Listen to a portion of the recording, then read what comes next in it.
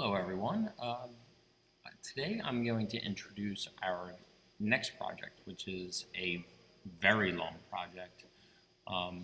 It is called the Cartoon Me project. It can be as simple or as hard as you would like to make it. Obviously, some of our more experienced students with this are going to um, make theirs look a lot more realistic. If you're struggling a little bit with this class, mainly what I'm focusing on is that you're going to outline your project and color it appropriately, and at least have it look like you.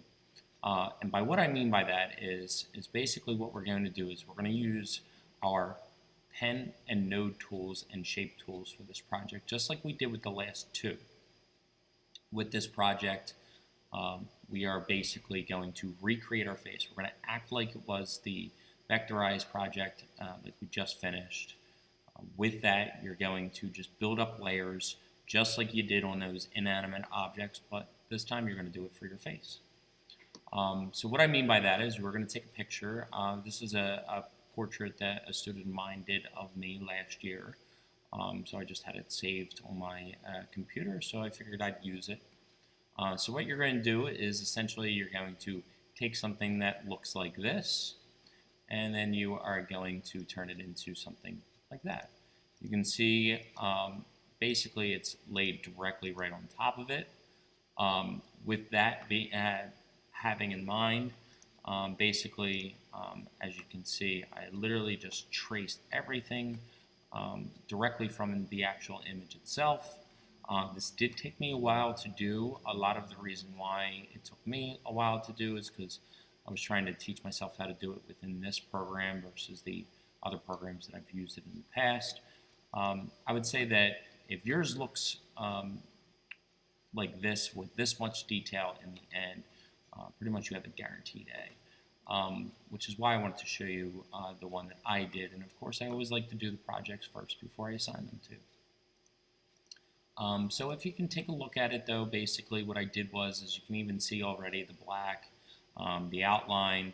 I used a mix of fill and stroke in order to create this.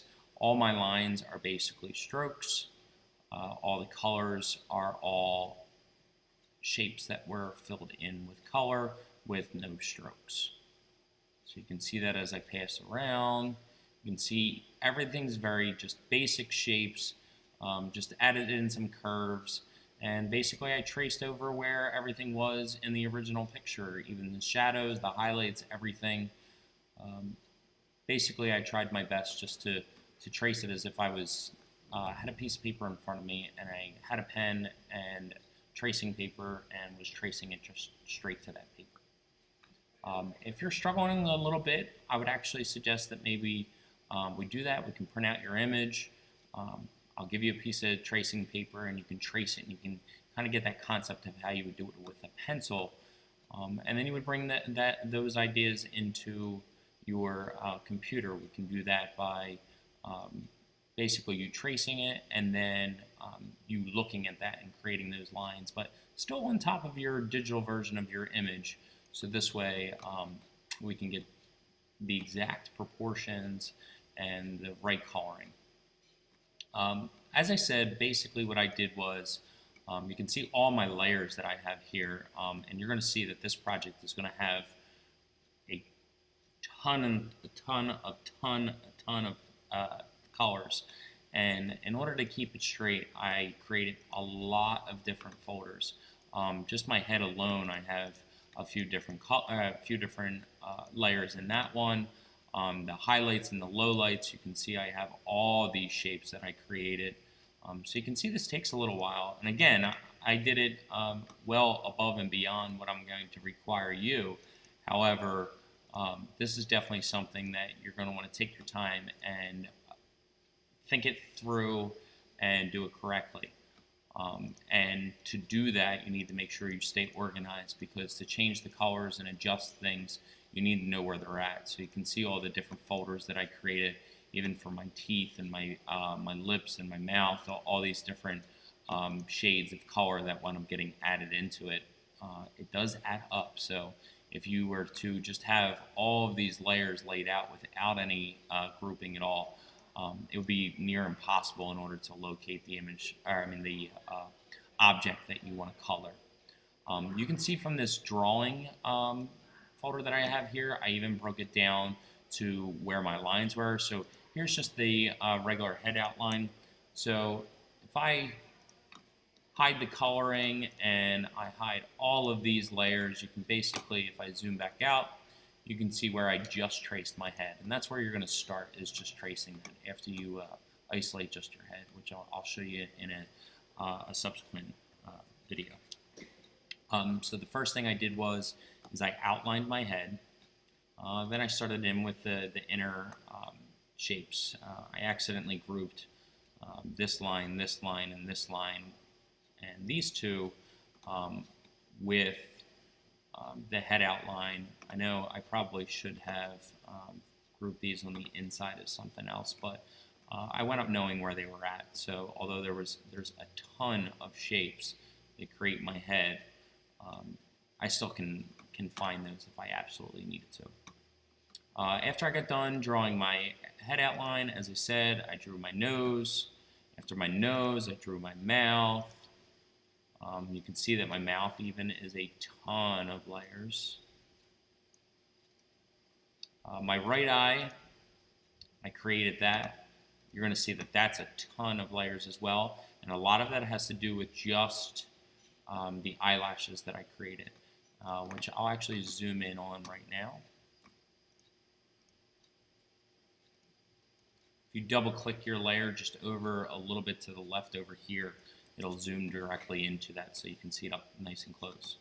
But you can see all these lines that I created. I did curve a couple of them, and then frankly I just got a little tired of doing it, so I just created all straight lines. So a couple curved ones here and there, it worked, but the rest just starting from the edge and just working my way out, that was plenty enough to make it look real.